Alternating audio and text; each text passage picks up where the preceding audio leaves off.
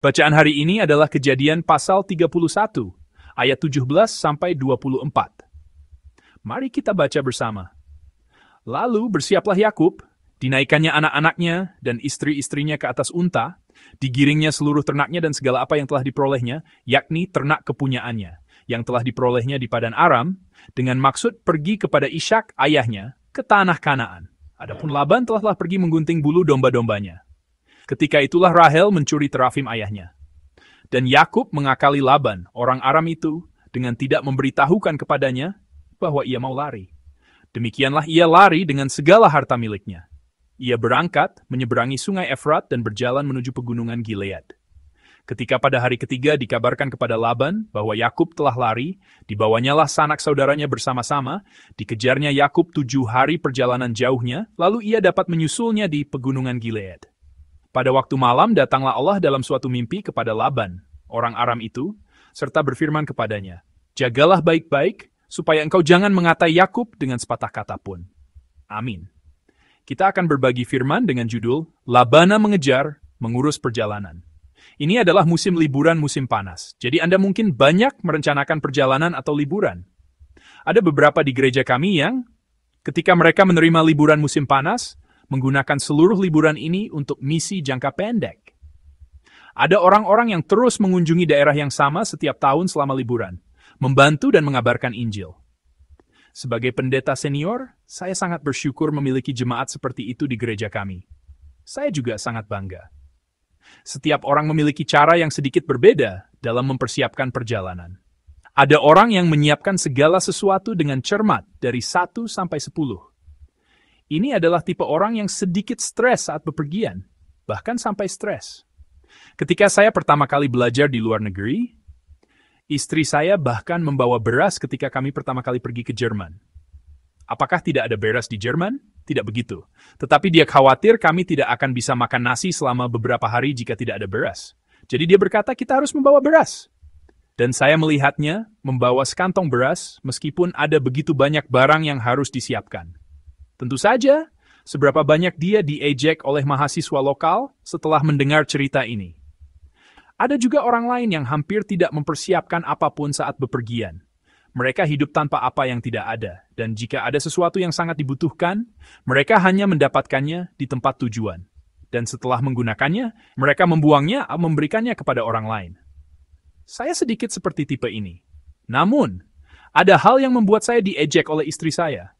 Saya harus membawa buku dan laptop saat bepergian. Ini mutlak diperlukan. Saya harus membawa beberapa buku dari berbagai jenis. Karena saya tidak tahu apa yang ingin saya baca ketika saya pergi ke tempat itu, saya harus membawa 2 atau 3 buku dari bidang yang berbeda. Ya, for the gas rain dan jengirikap dan tigani. Fayas. Bagaimana Anda mempersiapkan liburan atau perjalanan? Apakah ada sesuatu yang mutlak harus Anda bawa saat bepergian?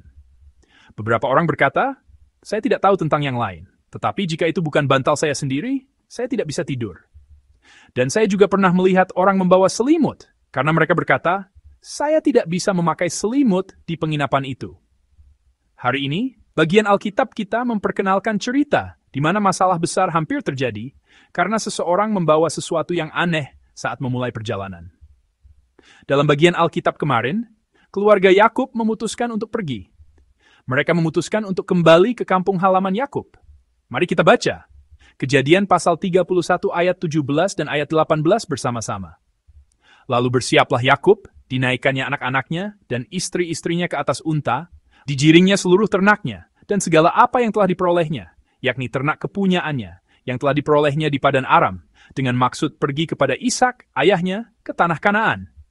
Amin. Yakub sedang mempersiapkan keberangkatannya dan menyiapkan berbagai barang. Dia menaikkan anak-anaknya dan istri-istrinya ke atas unta, dan dia juga mengumpulkan dan mengemas semua ternak dan harta miliknya. Perjalanan ke sini adalah perjalanan yang sepi, di mana dia datang sendirian. Itu karena dia harus melarikan diri dengan tergesa-gesa tanpa bisa membawa apa-apa. Jadi, dalam cerita Betel, dia bahkan tidak bisa membawa tas untuk bantal. Jadi dia tidur dengan bantal batu. Namun, perjalanan pulang jauh lebih sulit. Jumlah anggota keluarga telah bertambah, dan aset serta ternak juga meningkat. Mengurus setiap barang dan memastikan tidak ada yang hilang menjadi tugas yang jauh lebih sulit daripada sebelumnya. Mungkin karena hal ini, meskipun dia berangkat dengan tergesa-gesa, dia tertangkap oleh pamannya yang mengejarnya. Melarikan diri dengan cara ini bukanlah metode yang baik. Jika bukan pamannya, tetapi seseorang yang benar-benar seperti musuh yang mengejar, rombongan ini akan berada dalam krisis besar. Namun, ada satu hal lagi yang membuat rombongan ini berada dalam krisis. Saat mempersiapkan, Rahel membawa sesuatu yang tidak perlu, atau lebih tepatnya, sesuatu yang seharusnya tidak dia bawa. Mari kita baca Kejadian pasal 31 ayat 19 dan ayat 20 bersama-sama. Adapun Laban telah pergi menggunting bulu domba-dombanya. Ketika itulah Rahel mencuri terafim ayahnya. Dan Yakub mengakali Laban orang Aram itu dengan tidak memberitahukan kepadanya bahwa ia mau lari. Singkatnya, Kejadian pasal 31 ayat 19 dan ayat 20 ini menjelaskan bagaimana kepulangan Yakub ke kampung halamannya terlihat terdistorsi. Pasal 19 menyebutkan pencurian, dan pasal 20 menyebutkan kepergian tanpa pemberitahuan, yaitu melarikan diri. Jadi, ini menjelaskan seolah-olah Yakub kembali ke kampung halamannya dengan mencuri dan melarikan diri. Laban meninggalkan rumah karena sudah waktunya untuk menggunting bulu domba. Rahel mengambil kesempatan ini untuk mencuri terafim ayahnya. Terafim adalah semacam dewa pelindung rumah yang disembah di rumah. Singkatnya, itu adalah berhala. Tidak dapat diketahui dengan pasti mengapa dia tiba-tiba mencuri ini. Itu tidak terbuat dari emas atau perak, dan itu juga bukan sesuatu yang sangat berharga. Mengapa Rahel harus mencuri terafim ini pada saat yang sibuk seperti itu? Jika kita berspekulasi, mungkin ada hubungannya dengan perjalanan. Sekarang mereka akan melakukan perjalanan jauh. Di masyarakat kuno, perjalanan jauh, meninggalkan rumah atau suku yang sudah menetap, adalah hal yang sangat berbahaya. Jadi, orang-orang kuno seringkali memberikan terafim, yang berarti dewa pelindung, kepada orang-orang yang akan melakukan perjalanan, atau mengemasnya ke dalam barang bawaan mereka, dengan harapan melindungi orang ini dan melindungi nyawa dan harta orang ini. Itu adalah salah satu kebiasaan kuno, dan secara harfiah, itu adalah takhayul. Apa yang terjadi karena Rahel mencuri terafim adalah dia memberikan alasan bagi Laban untuk menyalahkan Yakub. Sebenarnya, Laban tidak senang dengan kepergian Yakub, tetapi dia tidak memiliki alasan yang jelas untuk menghentikannya. Namun, pencurian terafim ini memberi Laban alasan yang sah untuk marah, alasan yang sah untuk menyalahkan Yakub. 3 hari setelah rombongan Yakub melarikan diri, Laban mendengar berita itu. Jeda 3 hari sebenarnya dibuat oleh Laban sendiri. Seperti yang saya katakan minggu lalu, celah 3 hari itu adalah trik yang dia gunakan untuk mencegah kawanan domba Yakub bercampur dengan kawanan domba miliknya sendiri. Trik ini sekarang berbalik merugikan Laban sendiri.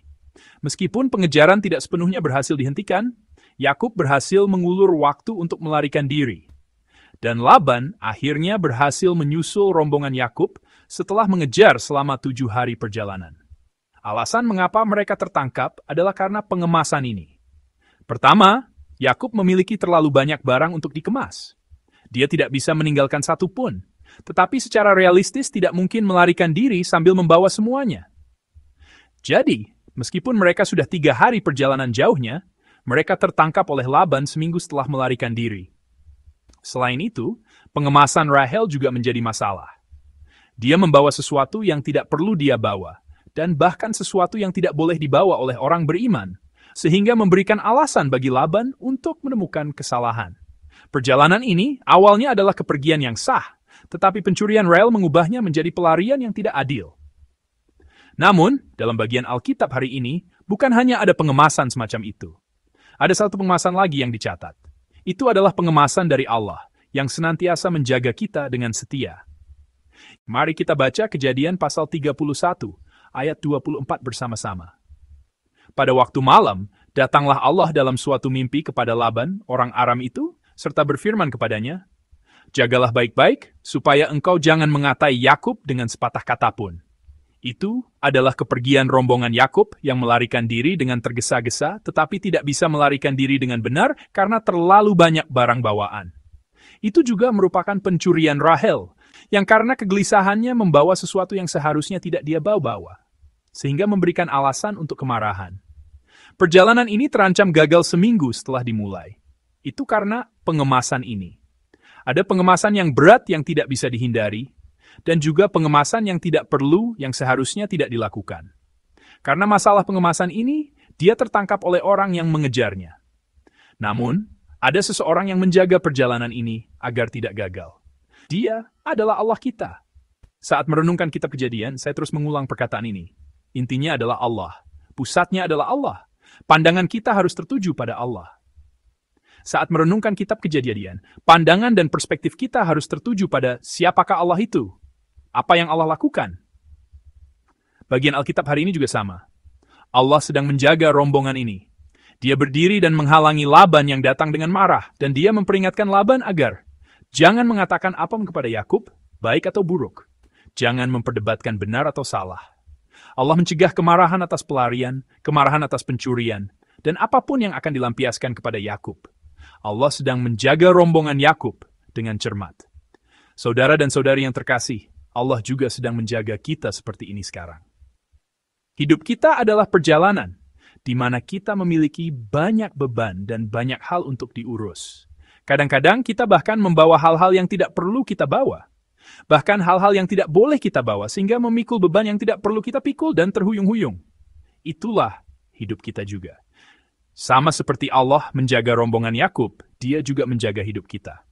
Dan dia memungkinkan kita untuk melanjutkan perjalanan hidup kita. Tanpa pengemasan ini, tidak seorang pun dari kita akan bisa sampai sejauh ini. Ada pemeliharaan Allah di setiap momen kehidupan. Allah telah menjaga hidup kita dengan cermat dan teliti. Saya memberkati Anda dalam nama Tuhan, agar hari ini menjadi hari di mana Anda merasakan kasih karunia Tuhan kita yang menjaga kita dengan mendalam. Allah menjaga saya.